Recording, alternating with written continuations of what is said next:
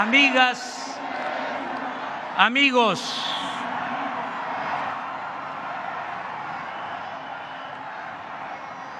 como en los mejores tiempos, nos volvemos a concentrar en este zócalo democrático de la capital de la República.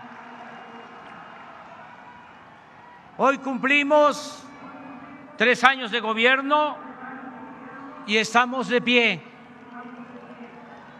A pesar de la pandemia que tanto dolor nos ha causado, aunque se precipitó la crisis económica originada por el neoliberalismo o neoporfirismo, estamos de pie. Hemos resistido a las adversidades y seguimos avanzando en la transformación de la vida pública de México. Salimos adelante por la fortaleza cultural de nuestro pueblo, que siempre nos ha salvado ante calamidades, pero también por la fórmula que hemos venido aplicando de gobernar con honradez y poner toda nuestra atención en el bienestar de la gente. Es una dicha enorme poder decir que casi todas las comunidades de México cuentan con una ayuda, con un apoyo para mitigar la pobreza y mantener viva la esperanza en el porvenir. Ya estamos cumpliendo con aumentar la pensión a 9 millones de adultos mayores de 65 años del país.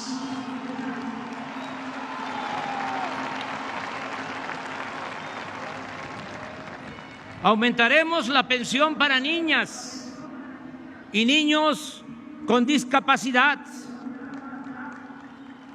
Y estamos acordando con los gobiernos estatales extenderla a todas las edades, hacerla universal. A partir de enero del año próximo, aumentará el monto de las becas a estudiantes de familias pobres, de preescolar hasta nivel superior, de modo que cuando menos en los últimos 3 años se les incorporará el porcentaje de la inflación. Estas becas benefician a 11 millones de estudiantes de escasos recursos económicos y se invierten en ellas porque no es un gasto, es una inversión, 75,000 millones de pesos anuales. Es un programa sin precedente en México. Garantizar la salud pública ha sido todo un desafío.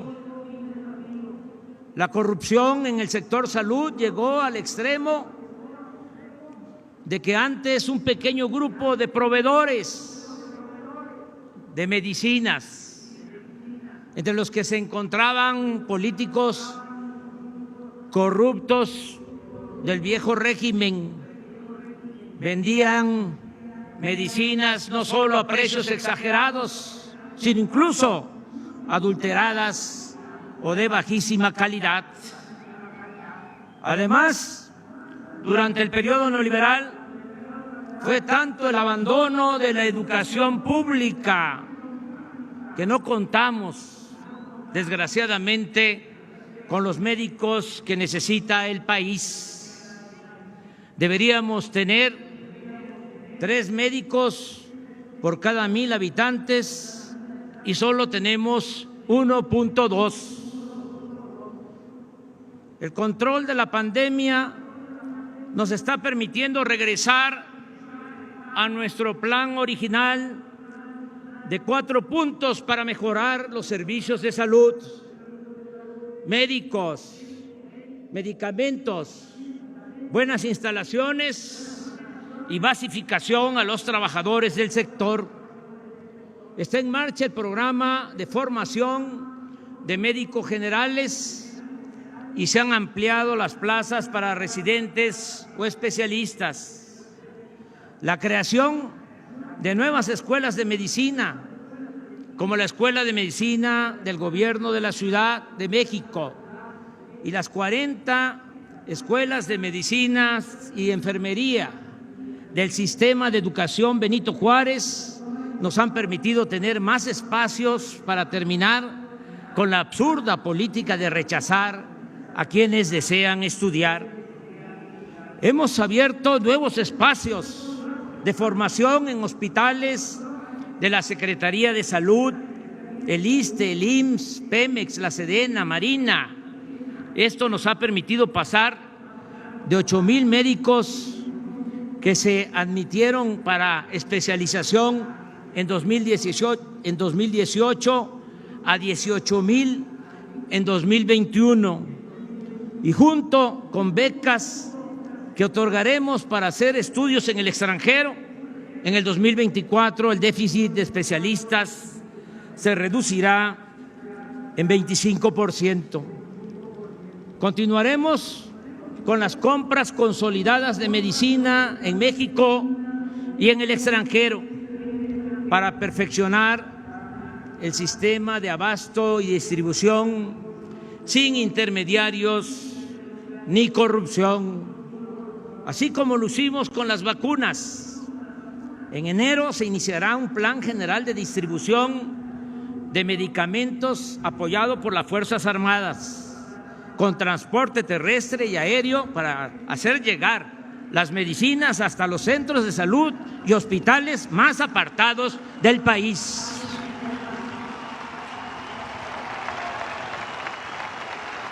Asimismo, cumpliremos con basificar a los 80,000 trabajadores de la salud, como fue nuestro compromiso original.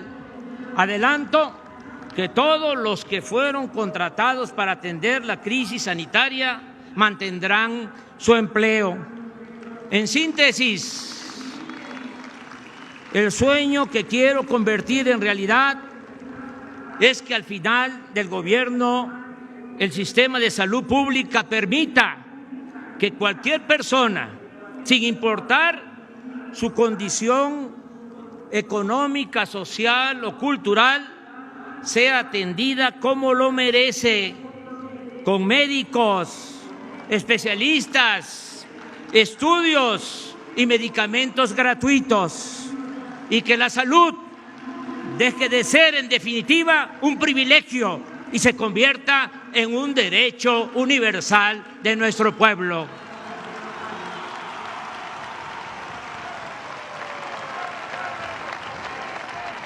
Como es sabido, la pandemia también causó estragos en el ámbito educativo, aun cuando de inmediato y con eficacia iniciamos un amplio programa de educación a distancia.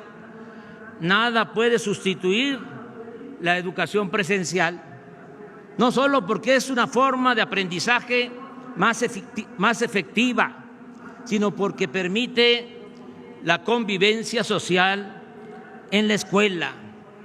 La escuela es el segundo hogar para los estudiantes. Por eso nos propusimos iniciar el regreso a clases presenciales con el nuevo ciclo escolar. Y hoy están asistiendo a las aulas 23.5 millones de estudiantes de nivel básico, con el apoyo, y lo reconozco y lo agradezco, de 1.800.000 maestras, maestros y trabajadores de la educación.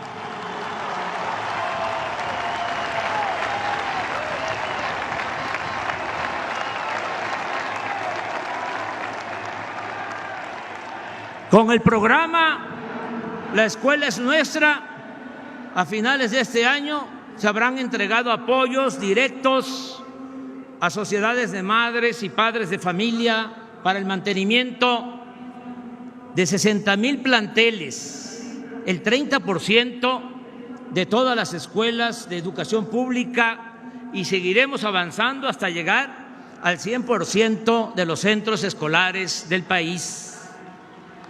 Cancelamos la mal llamada reforma educativa que se quiso imponer sin el acuerdo ni el respaldo de maestras y maestros, que son los que transmiten el conocimiento en las aulas.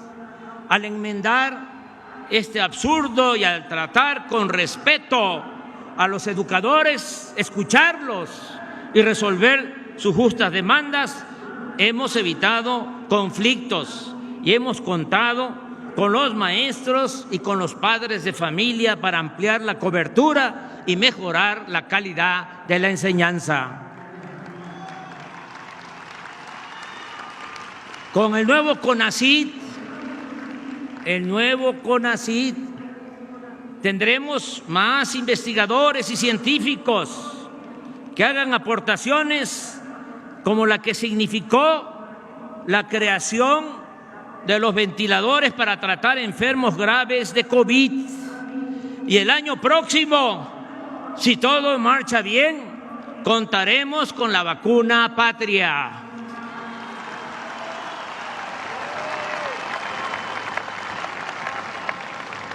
Es oportuno recordar que mientras estemos en el gobierno no se permitirá el ingreso de maíz transgénico, no se usará fracking para la extracción de crudo, no se otorgarán nuevas concesiones mineras, no se sobreexplotarán los mantos acuíferos, no se permitirá la tala de selvas y bosques, no se autorizará la instalación de basureros de desechos tóxicos o peligrosos, no se permitirá operar a ninguna empresa que no tenga planta de tratamiento de aguas negras, no se permitirán violaciones a la norma de calidad del aire ni cualquier actividad que dañe la salud, destruya el territorio o afecte el medio ambiente. No tengo duda que pronto, muy pronto, terminaremos de salir de la crisis económica. ¿En qué baso mi optimismo? Primero, en que no nos endeudamos como sucedió en otros países. Segundo, en que no se nos cayó la recaudación de ingresos, el ingreso en la hacienda pública. Esto nos permitirá mantener finanzas públicas sanas y suficientes para seguir impulsando el crecimiento y la creación de empleos, con obras como el Tren Maya, la nueva refinería, los 2 nuevos aeropuertos, el desarrollo del Istmo de Tehuantepec, las carreteras, con el impulso a la extracción de petróleo, la modernización de las refinerías y de las hidroeléctricas, el rescate de la industria eléctrica nacional y otras acciones financiadas con el presupuesto, sin contratar deuda. Otros factores, elementos buenos, favorables, son el gran potencial de crecimiento del sector agropecuario, el aumento en la afluencia turística y la excepcional ventaja que significa el tratado comercial con Estados Unidos y Canadá para atraer inversión extranjera, generar empleos y fomentar el desarrollo industrial del país. Hay factores que ayudarán mucho a seguir produciendo alimentos y a revertir el abandono del campo. Uno de ellos será seguir beneficiando a los pequeños productores, comuneros, ejidatarios, pequeños propietarios, con precios de garantía, la entrega de fertilizantes gratuitos y los programas de producción para el bienestar. También impulsaremos la economía con la incorporación de 100,000 hectáreas de canales de riego que estarán terminados en 2024 y que estamos construyendo en el norte de Nayarit y en las presas de Santa María y Picachos en Sinaloa, así como el nuevo distrito de riego de los pueblos yaquis.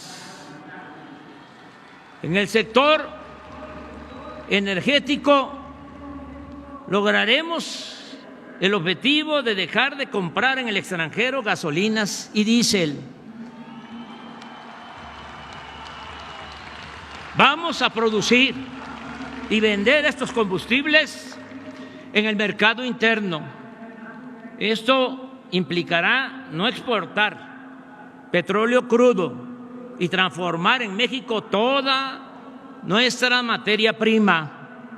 Para ello, a finales de 2023 estaremos procesando 1.200.000 barriles diarios en las 6 refinerías que se han venido rehabilitando, 340.000 barriles adicionales en la refinería que compramos a la empresa petrolera Shell y la misma cantidad, otros 340.000 barriles en la nueva refinería de Dos Bocas, Paraíso, Tabasco. En general, tendremos capacidad para refinar alrededor de 1.880.000 barriles diarios de gasolina, diésel y turbocina, que equivale a garantizar nuestro consumo nacional. Con la nueva reforma constitucional que enviamos al Congreso, la nueva iniciativa de ley, vamos a recuperar el equilibrio perdido con la política energética neoliberal, que contraria al interés público y de manera perversa buscaba arruinar a la industria eléctrica nacional y dejar el mercado en manos de empresas privadas, principalmente extranjeras. También en esa iniciativa va la resolución de que el litio sea propiedad de la nación.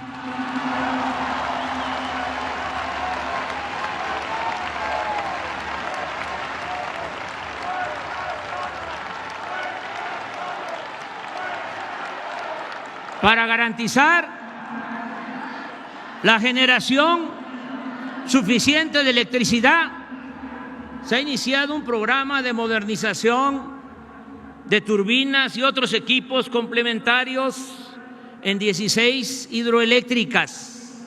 Asimismo, se están licitando para su construcción 6 plantas termoeléctricas y está por comenzar la construcción del parque de generación de energía solar en Puerto Peñasco, Sonora, más otras acciones que sumadas harán posible que sigamos produciendo lo que se requiere para el consumo doméstico y empresarial, evitando fallas o apagones, con un mejor control en el manejo de las líneas de transmisión Y lo más importante, mantener sin aumento en términos reales el costo de la energía eléctrica para los consumidores.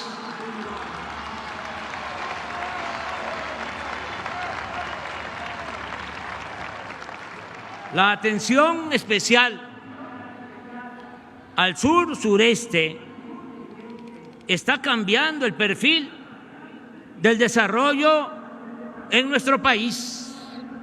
Por ejemplo, el Tren Maya implica una inversión del orden de 150,000 millones de pesos para construir 1,500 kilómetros de vías férreas con trenes rápidos y modernos que podrán introducir a turistas que llegan a Cancún, Playa del Carmen y Tulum, Quintana Roo, hacia el sur de ese estado, hacia Yucatán, Campeche, Chiapas y Tabasco.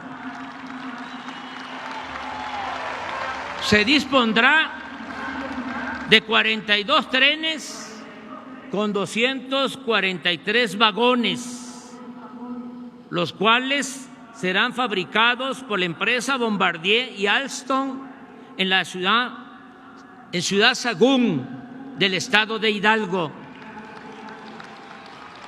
mediante un contrato que ya suscribimos de adquisición de 36,000 millones de pesos del presupuesto público. En cuanto al nuevo aeropuerto de Tulum, ya se cuenta con el terreno, 1,200 hectáreas, y se ha iniciado el proyecto técnico para empezar la obra a principios del año próximo y terminarla en diciembre del 2023. Otro proyecto importante para el desarrollo del sur-sureste es el tren del Istmo de Tehuantepec, que unirá a los países del Pacífico con la costa este de Estados Unidos. El puerto de Salina Cruz está siendo modernizado con muelles, patios de contenedores y almacenes, y con la construcción de un rompeolas de 1,5 kilómetros mar adentro. Lo mismo estamos haciendo con la ampliación del puerto de Coatzacoalcos en el Golfo de México. La comunicación entre este puerto y el de Salina Cruz se realizará por una línea de ferrocarril de carga y de pasajeros que se está reconstruyendo para hacer el traslado de un océano a otro en 6 horas. El proyecto contempla la creación a lo largo del trayecto de puerto a puerto de 10 parques industriales, de los cuales ya contamos con 8 de 320 hectáreas en promedio cada uno. Allí las empresas tendrán estímulos fiscales en IVA y en impuestos sobre la renta, con el propósito de que se creen empleos y esta zona se convierta en una cortina de oportunidades para quienes se ven obligados a emigrar del sur a la frontera norte en busca de mejores condiciones de vida y de trabajo. El proyecto incluye también la rehabilitación de 310 kilómetros de vías férreas de Coatzacoalcos a Palenque con conexión al Tren Maya, más un ramal de Estación Chontalpa a la refinería de Dos Bocas, así como 472 kilómetros de vías férreas también para carga y pasajeros de Ixtepec, Oaxaca, a Ciudad Hidalgo, Chiapas, es decir, hasta la frontera con la hermana República de Guatemala.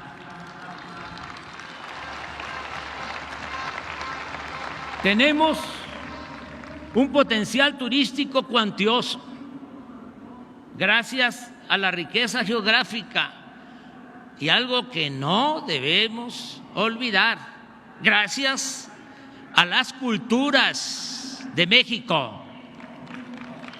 En todo el territorio hay bellezas naturales incomparables y una diversidad cultural conformada por 62 etnias. Y así como estamos promoviendo el sureste y el istmo con la construcción de aeropuertos, buenas carreteras y trenes modernos. También estamos atendiendo la costa de Jalisco, Nayarit y Sinaloa, incluyendo el rescate de las Islas Marías, que antes fueron un temido penal y que ahora se están convirtiendo en una escuela para el cuidado del medio ambiente y el turismo cultural e histórico. También vamos a terminar el año próximo una moderna carretera desde la ciudad de Oaxaca hasta Puerto Escondido y Huatulco. En 2023 culminaremos la que irá de Oaxaca al istmo de Tehuantepec, la del istmo hasta Cayucan, Veracruz, así como unos 250 caminos de concreto y piedra construidos por las mujeres y hombres de los pueblos de Oaxaca, caminos que son verdaderas obras de arte. En mi reciente viaje a Washington propuse 3 acciones básicas. Primero, un plan de inversión en América del Norte y en todo el continente para la sustitución de importaciones, el apoyo a países centroamericanos para reducir el fenómeno migratorio y el respaldo a la iniciativa del presidente Biden para regularizar a 11 millones de migrantes indocumentados, mayoritariamente paisanos nuestros que viven y trabajan honradamente en ese país.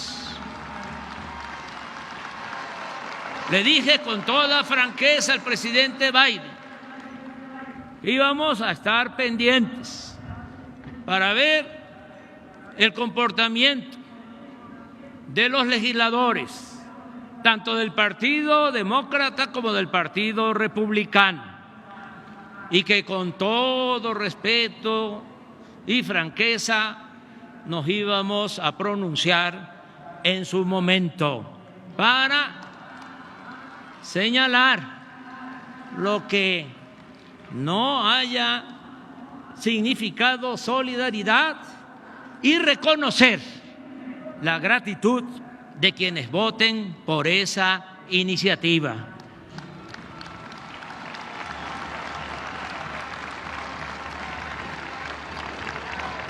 Hemos enfrentado los efectos más devastadores de la pandemia con el desempeño fraterno y ejemplar del personal de salud, desde el camillero y la enfermera más humilde hasta el médico de mayor especialización.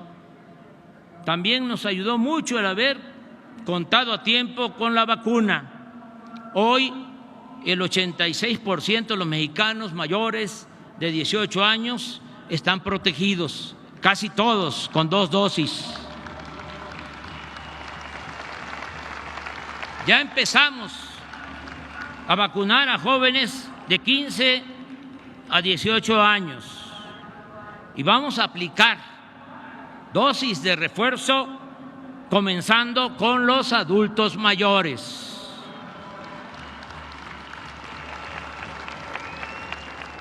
La reducción del número de hospitalizados y sobre todo la considerable disminución de los fallecimientos no solo alivia el sufrimiento humano, sino que resulta positivo para la normalización económica, educativa y social. En el campo, en el medio rural, se está trabajando sin limitaciones. El año pasado, la producción agropecuaria, a pesar de la pandemia, aumentó 2% y las cosechas de maíz y frijol de este año serán abundantes gracias a las lluvias. El sector industrial está en franca recuperación y lo mismo ocurre con el comercio, el turismo, los restaurantes, la aviación y otros servicios. se está recibiendo inversión extranjera como nunca. En los primeros 9 meses de este año han llegado 24.832 millones de dólares. Somos el principal socio comercial de Estados Unidos de América. Este año, las remesas de nuestros paisanos migrantes, un aplauso a nuestras paisanas y paisanos migrantes, lo que envían a sus familiares en México, este año alcanzará la cifra récord de 50,000 millones de dólares.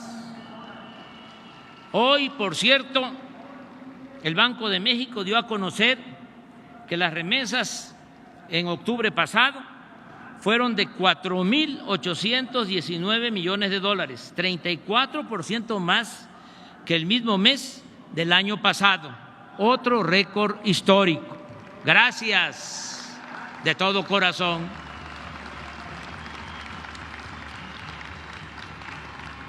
Casi todos los pronósticos coinciden en que la economía crecerá este año alrededor del 6%. No hemos contratado deuda pública adicional. El peso no se devaluó durante los primeros 2 años y 11 meses del sexenio, como no sucedía en 3 décadas. Sin embargo, por factores externos, en noviembre se depreció en 4%. De todas maneras, no hay comparación con lo que sucedía en los anteriores sexenios. Hay estabilidad en nuestra moneda.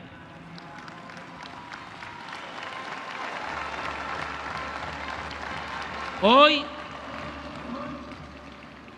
se acordó entre el sector obrero, el patronal y el gobierno, por consenso, un aumento al salario mínimo del 22% para el año próximo.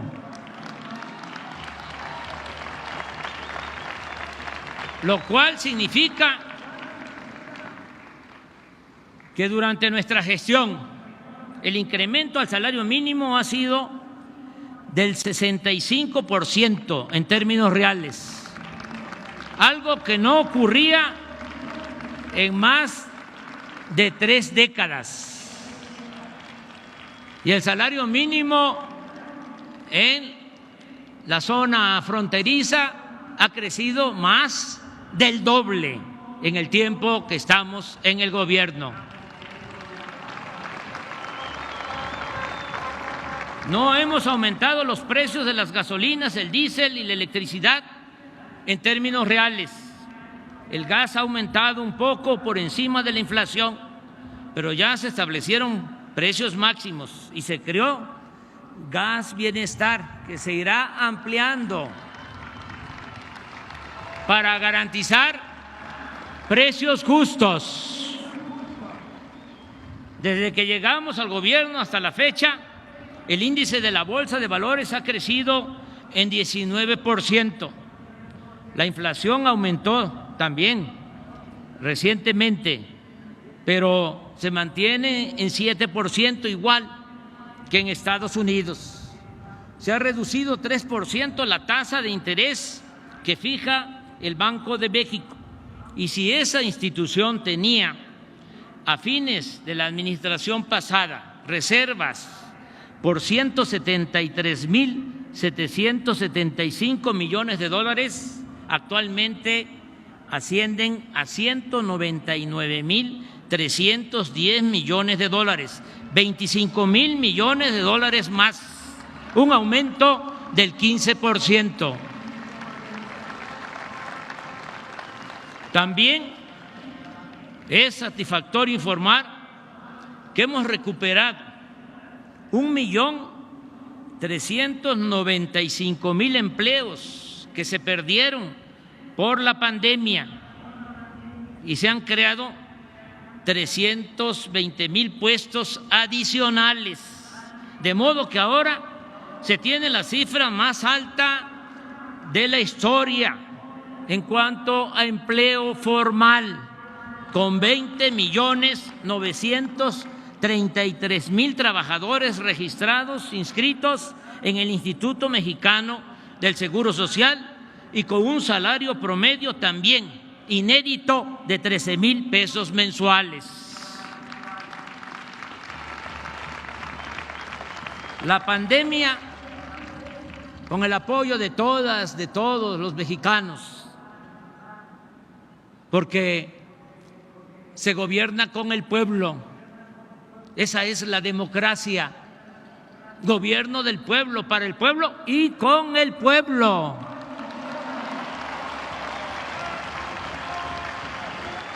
¿Qué sería de nuestro gobierno sin el respaldo del pueblo? ¡Que viva el pueblo de México!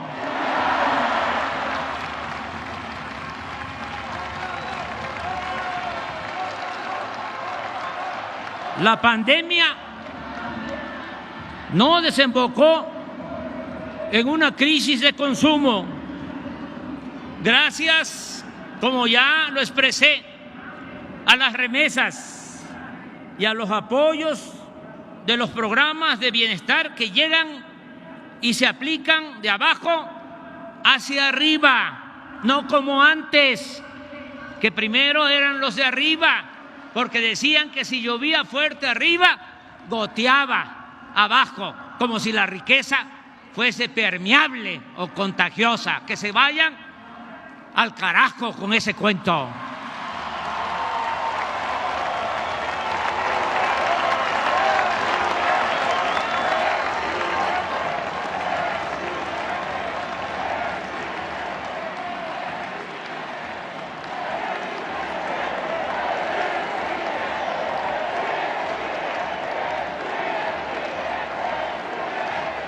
Así se pudo evitar la falta de alimentos y otros bienes de primera necesidad. Aún con la gravedad del problema de inseguridad que heredamos, no hemos caído en la tentación de combatir la violencia con la violencia. Hemos acreditado con hechos nuestra convicción humanista, demostrando en la práctica que el mal debe enfrentarse haciendo el bien, que la paz es fruto de la justicia, que el ser humano no es malo por naturaleza y que son las circunstancias las que llevan a algunos a las filas de la delincuencia. Podrá llevarnos tiempo el pacificar el país, pero la fórmula más segura es atender las causas de fondo que generan la inseguridad y la delincuencia: la pobreza, la desintegración social, la desintegración familiar, la corrupción, la desigualdad que produce frustración, la pérdida de valores culturales, morales, espirituales. Por eso nos hemos empeñado en atender a los jóvenes. ¡Arriba los jóvenes!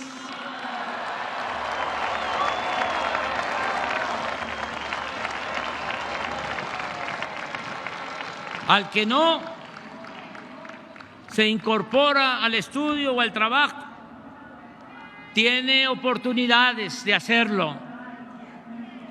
No se les deja solos para que sean enganchados por la delincuencia a cambio de dinero, fama o lujo barato.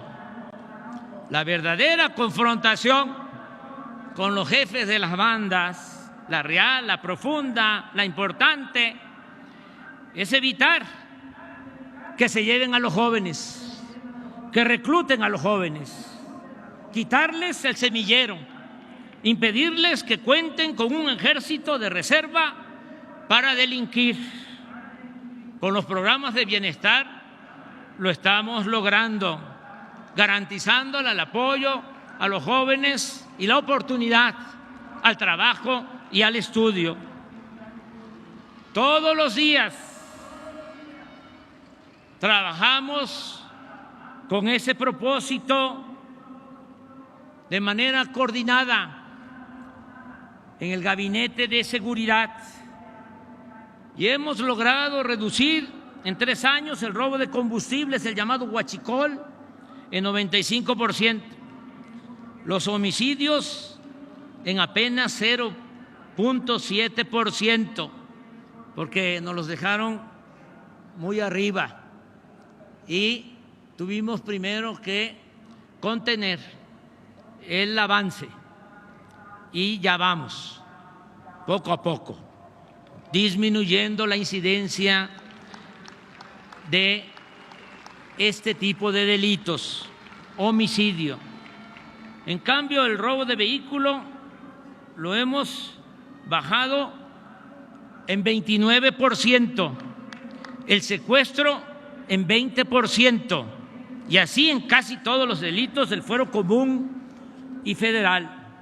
Aquí destaco la importancia que tuvo en su momento y el apoyo de todos los partidos en el Congreso para la creación de la Guardia Nacional.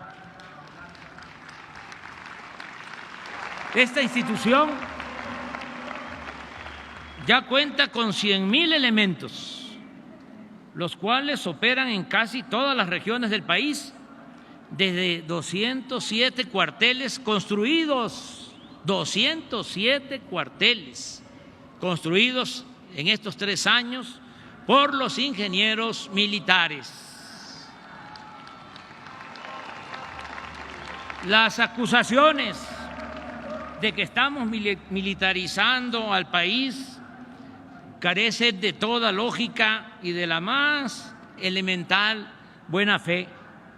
No se ha ordenado a las Fuerzas Armadas que hagan la guerra a nadie. No se les ha pedido que vigilen u opriman a la sociedad, que violen las leyes, que coarten las libertades y mucho menos que se involucren en acciones represivas. El vasto esfuerzo para construir la paz se ha llevado a cabo sin violaciones a los derechos humanos, sin el involucramiento de las fuerzas federales en masacres, sin cometer torturas, sin desapariciones forzadas y ejecuciones extrajudiciales como ocurría antes. Ya no aplica el mátalos en caliente.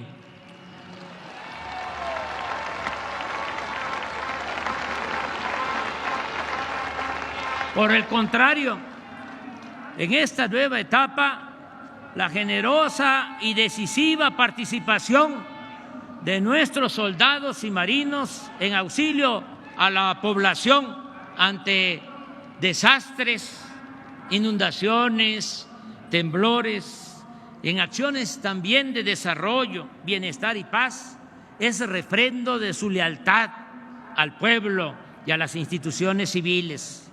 Esa participación de las Fuerzas Armadas, además, contribuye a dejar atrás la distancia y hasta la desconfianza entre civiles y militares que se generó por las decisiones erróneas y perversas de los anteriores gobiernos.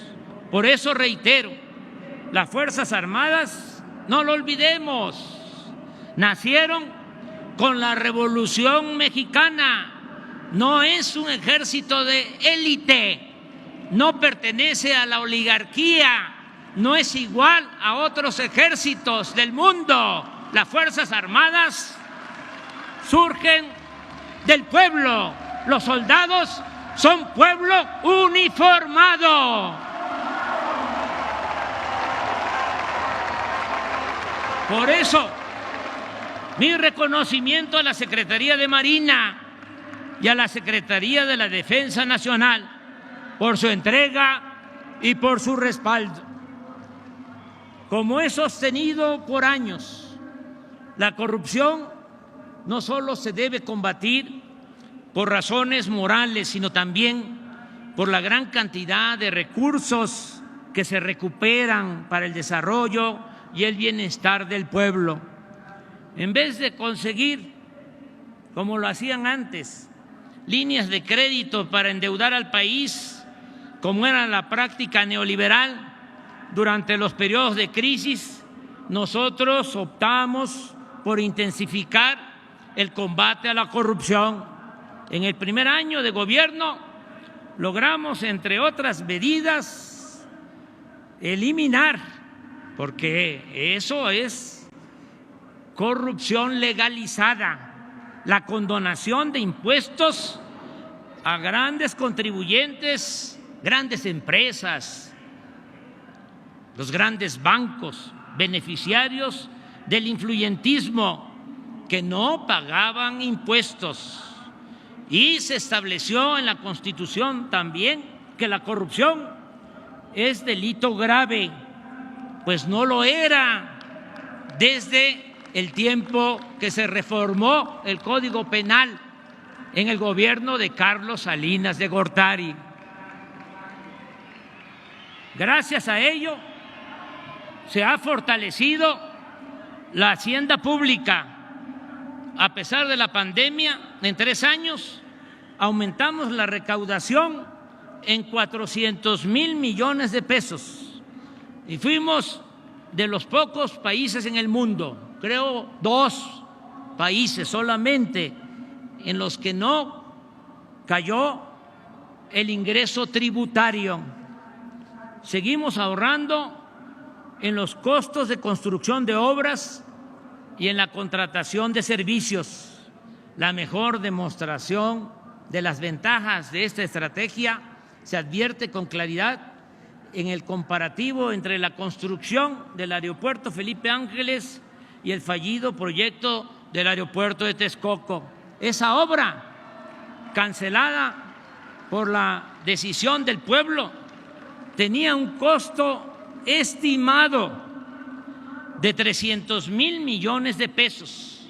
En contraste, el Aeropuerto General Felipe Ángeles se va a construir con menos de 75,000 millones de pesos, y aún sumando los 100,000 millones por la liquidación a empresas que mantenían contratos en el proyecto Texcoco, que por cierto no quedamos a deber absolutamente nada a esas empresas.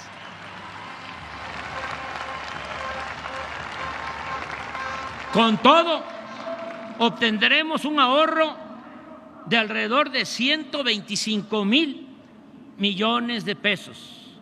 Nada más recuerdo que acabo de decir que el Tren Maya va a significar una inversión de 150,000 millones, y por haber tomado esta decisión de construir el aeropuerto Felipe Ángeles y cancelar el de Texcoco, nos estamos ahorrando 125,000 millones de pesos. Es decir, con este ahorro se está financiando el Tren Maya. ¿Es importante combatir la corrupción, sí o no?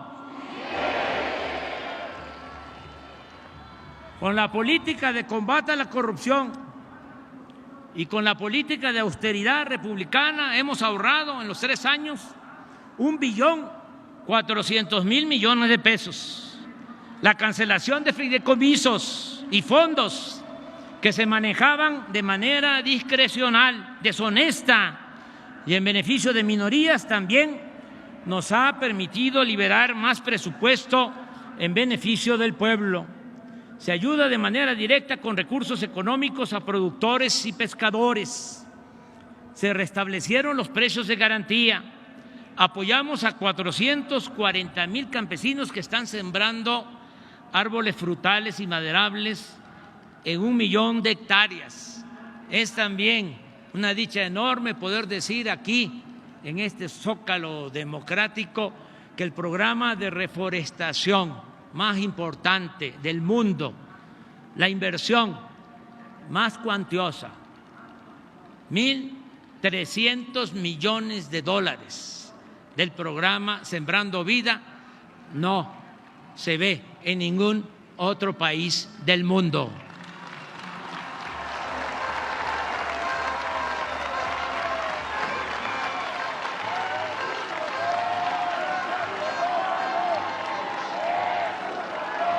Se entregan fertilizantes a todos los productores de Guerrero.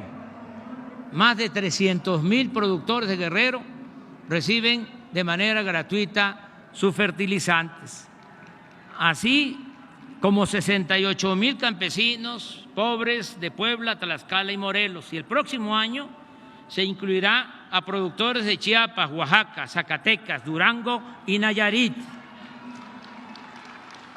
Y antes de que termine el sexenio, vamos a estar beneficiando con fertilizantes gratuitos a 1 millón de productores pobres de nuestro país.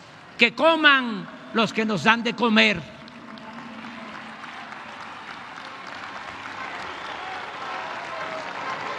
$2,093,000 jóvenes han trabajado como aprendices con una percepción de un salario mínimo. En 3 años hemos otorgado 3,700,000 créditos a la palabra para construcción y mejoramiento de vivienda y en beneficio de productores del campo y de pequeños negocios familiares. No hemos dejado de pagar a maestros, a médicos, enfermeras, soldados, marinos, policías y otros servidores públicos. No han faltado los libros de texto para el nivel básico y educación media superior, y se trabaja, porque esto es muy importante, en mejorar los contenidos de los libros de texto.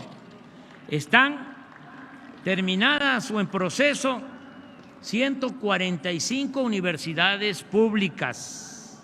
Se han mejorado espacios urbanos en colonias populares. Se han mejorado estos espacios urbanos para la recreación, la cultura y el deporte en colonias populares de 100 municipios del país. 95,182 comunidades ya cuentan con conexión de Internet. El próximo año serán 122,000 y en 2023 la red cubrirá todo el territorio nacional. Sigue en expansión el Banco del Bienestar, para el cual se han construido también con los ingenieros militares hasta ahora 1,139 sucursales. Hay 516 más en proceso y en los próximos 2 años tendrá cobertura el Banco del Bienestar hasta en las regiones menos comunicadas del país, con 2,700 sucursales. Va a ser el Banco de México con más sucursales en todo el territorio nacional. Hemos publicado 66 títulos de grandes autores con 2,386,000 ejemplares gratuitos o a precios módicos. Están en construcción los parques culturales y ecológicos del Bosque de Chapultepec y del Lago de Texcoco. Terminamos el tren suburbano de Guadalajara y continuamos con el que va o viene de Toluca a la Ciudad de México. Rehabilitamos los aeropuertos de Tuxtla Gutiérrez, Chetumal, y está en proceso de rehabilitación el aeropuerto de la Ciudad de México. El 21 de marzo del año próximo vamos a inaugurar el moderno Aeropuerto General Felipe Ángeles.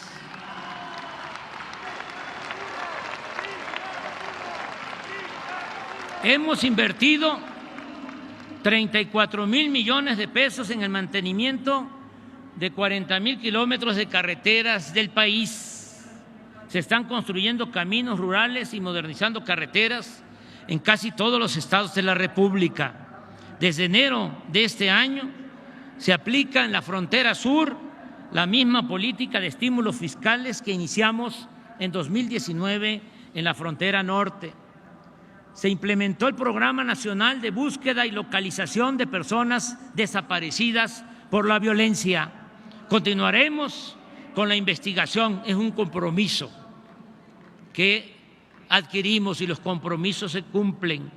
Vamos a continuar con la investigación hasta saber la verdad de los jóvenes desaparecidos de la Normal de Ayotzinapa. Se están reparando daños cometidos a personas o a familiares afectados por la corrupción neoliberal o por la violencia de Estado, como los casos de la guardería ABC en Hermosillo, Sonora, y Pasta de Conchos en Coahuila. Se mantiene el programa de protección a periodistas. Se creó el instituto para devolverle al pueblo lo robado y funciona el tianguis del bienestar para entregar bienes decomisados en favor de las comunidades más pobres de México. Se aprobó la nueva ley laboral para garantizar el voto directo y la democratización de los sindicatos. No hemos tenido conflictos con el Magisterio Nacional. Se ha basificado a 400,000 trabajadores de la educación. Se han entregado puntualmente las participaciones federales y los recursos del presupuesto que por ley corresponden a estados y municipios. La independencia de los poderes legislativo y judicial y de la Fiscalía General de la República es una realidad. No se fabrican delitos ni se espía a opositores. Solo ha habido 20 huelgas de trabajadores. Están permitidas las huelgas, no se han impedido, pero afortunadamente ha habido acuerdos entre trabajadores y empresarios. Las manifestaciones de protesta tampoco se han impedido, pero se han reducido al mínimo. Ofrecimos asilo al expresidente Evo Morales y a sus colaboradores. No tenemos conflicto con ningún gobierno en el mundo. Se permitió la entrada a organismos internacionales para vigilar el cumplimiento de los derechos humanos en nuestro país. Hay información permanente sobre quién es quién en los precios. Están en curso 2 campañas de información para no consumir drogas ni productos chatarra. Se inauguró el túnel emisor Oriente para evitar inundaciones en el Valle de México.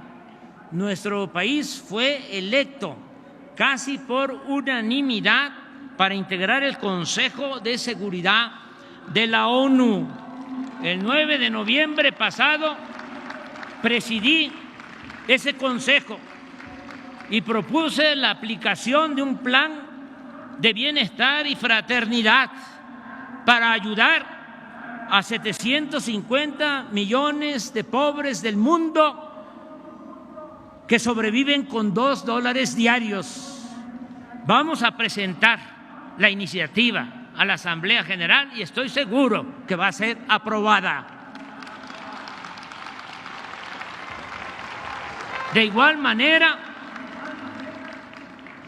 en la ONU se aprobó la resolución que presentamos para garantizar la equidad en el comercio y la distribución de medicinas y vacunas. Se han montado 1,637 exposiciones artísticas y arqueológicas en México y en el extranjero.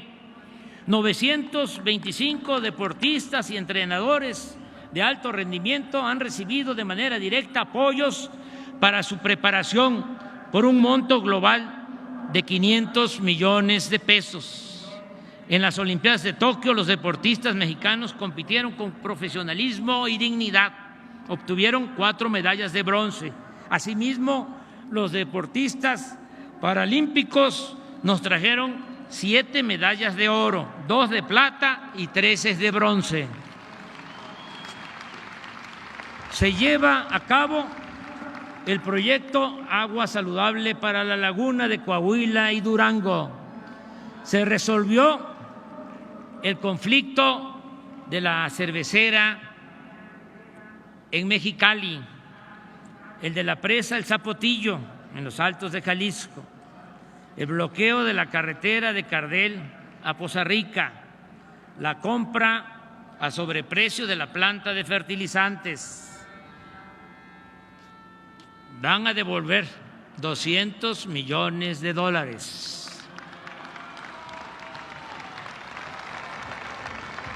Ya entregaron 50. Los gasoductos también se resolvió, se enderezó ese entuerto. La privatización de los reclusorios, el mantenimiento concesionado de carreteras, la autopista Peñón-Texcoco, la coquizadora de Tula que había quedado inconclusa, el monopolio en la compra de medicamentos y muchos otros problemas heredados del antiguo régimen. Se están creando escuelas para la formación de deportistas y maestros de educación física. Se aplica un nuevo etiquetado en alimentos para evitar el consumo de productos chatarra. Se incorporó a la enseñanza pública la nueva materia vida saludable y se está aplicando el plan de justicia a los pueblos yaquis de Sonora, entre otras acciones. En este 2021 estamos conmemorando los 700 años de la fundación de nuestra ciudad capital. También recordamos la caída de Tenochtitlán hace 500 años por la invasión española, así como los 200 años de nuestra independencia alcanzada el 27 de septiembre de 1821.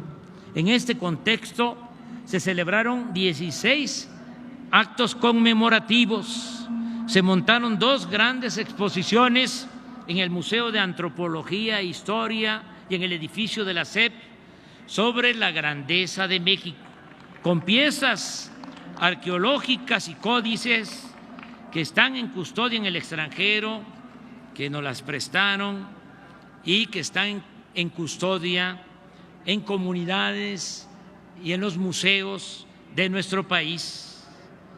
En todos los actos contamos con la asistencia de mandatarios, mujeres y hombres, líderes sociales, de diversas expresiones políticas, sociales y culturales del mundo.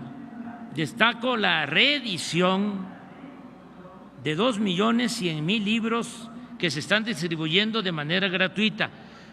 Di la instrucción respetuosa de que a cada uno de los que asistiera a este informe, que vienen por su propio pie, por convicción,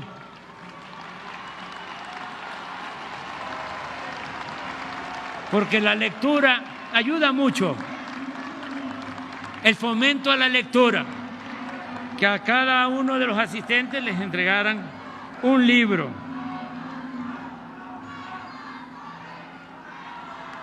Son 21 autores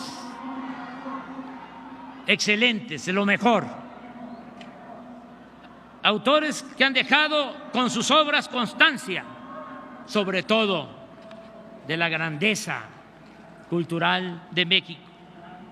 Amigas y amigos, lo más importante es que ya sentamos las bases para la transformación de nuestro país, entre todos.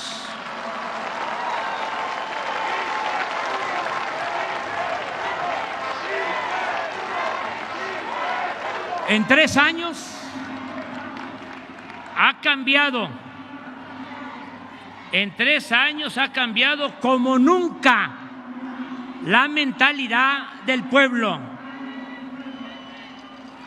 que eso es lo más importante de todo, la revolución de las conciencias, el cambio de mentalidad. Eso es lo más cercano a lo esencial, a lo mero principal. Y eso es lo más cercano a lo irreversible. Pueden darle marcha atrás a lo material, pero no van a poder cambiar la conciencia que ha tomado en este tiempo el pueblo de México.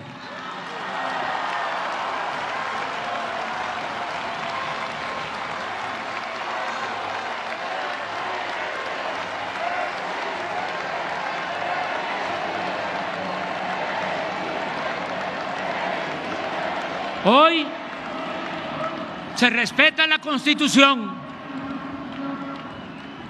hay legalidad y democracia, se garantizan las libertades y el derecho a disentir, hay transparencia plena y derecho a la información, no se censura a nadie. Desde el Poder Federal no se organizan fraudes electorales como era antes. El gobierno ya no representa a una minoría, sino a todos los mexicanos de todas las clases, culturas y creencias. Se gobierna con austeridad y con autoridad moral. No se tolera la corrupción ni se permite la impunidad. En la práctica no hay fueros ni privilegios. Se atiende a todos, se respeta a todos, pero se le da preferencia a los pobres. Por el bien de todos, primero los pobres.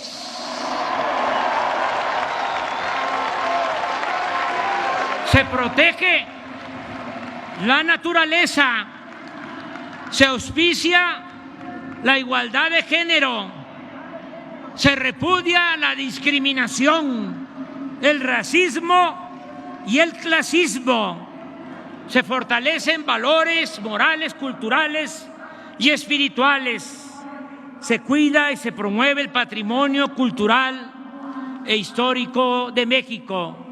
Amigas y amigos, acaba de autorizarse el presupuesto para el año próximo.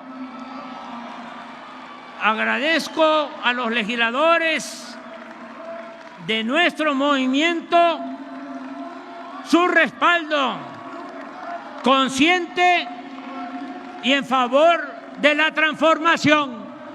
Muchas gracias. En nombre del pueblo de México,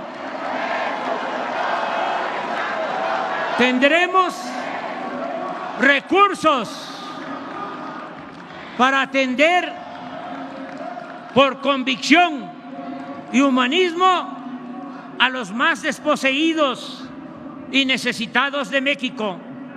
Ayudar a los pobres, no lo olvidemos, alivia el alma, mantiene tranquila la conciencia y alegra el corazón.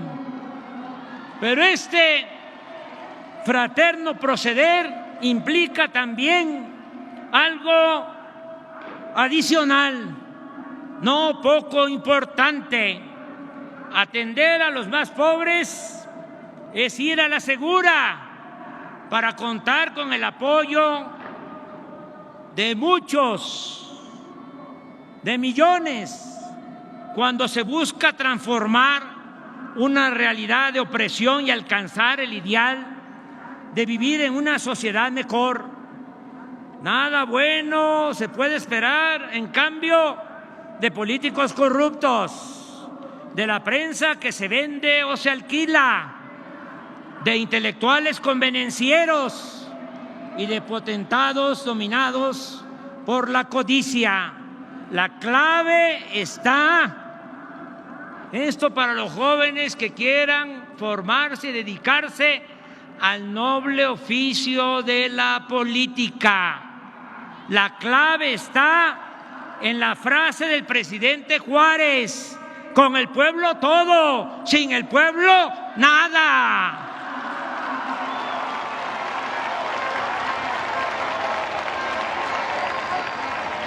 Nada se logra. Y esto aplica en México y en todo el mundo. Nada se logra con las medias tintas.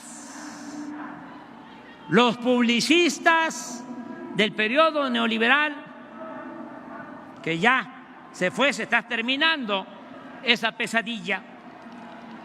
Los publicistas del periodo neoliberal, además de la risa fingida, el peinado engominado y la falsedad en la imagen, siempre recomiendan a los candidatos y gobernantes correrse al centro, es decir, quedar bien con todos. Pues no, eso es un error. El noble oficio de la política exige autenticidad y definiciones. Ser de izquierda es anclarnos en nuestros ideales y principios, no desdibujarnos, no zigzaguear. Si somos auténticos, si hablamos con la verdad y nos pronunciamos por los pobres y por la justicia, mantendremos identidad, y ello puede significar simpatía, no solo de los de abajo, sino también de la gente lúcida y humana de la clase media y alta, y con eso basta para enfrentar a las fuerzas conservadoras, a los reaccionarios.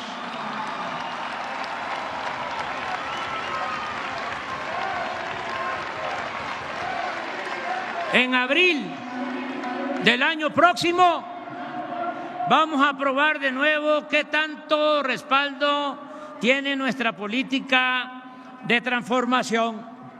Sabremos si vamos bien o no con la consulta para la revocación del mandato. Se le preguntará al pueblo, que es el soberano, el que manda, si quiere que yo continúe en la presidencia o que renuncie.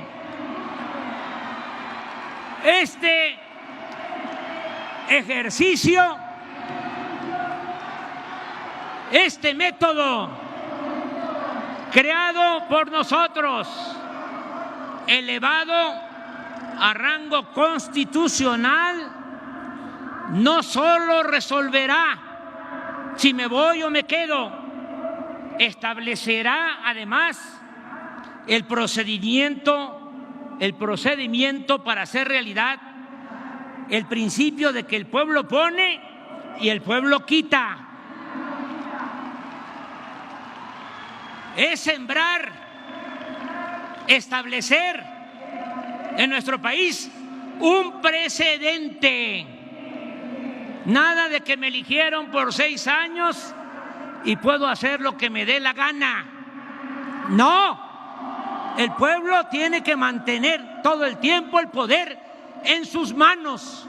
Si un gobernante no está a la altura de las circunstancias y no manda obedeciendo al pueblo, revocación del mandato y para afuera.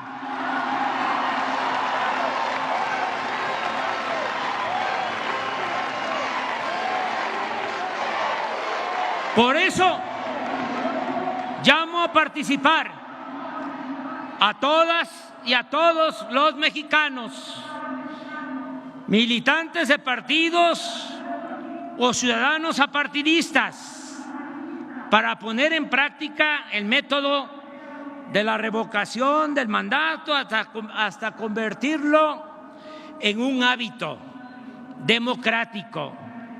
Tengamos fe en el pueblo y sigamos haciendo historia. Por lo pronto, en estos 3 años hemos demostrado que somos una gran nación, libre y soberana, respetada y respetable para el resto del mundo, que lucha por la paz y que se encamina a ser una república justa, igualitaria, democrática y fraterna.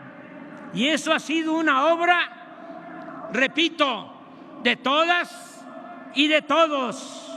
de un nosotros que hoy está aquí, representado por ustedes, mujeres y hombres libres y conscientes, protagonistas principales de la Cuarta Transformación de México. Gracias, pueblo de México. Gracias de todo corazón. ¡Que viva México! ¡Viva México! ¡Viva México!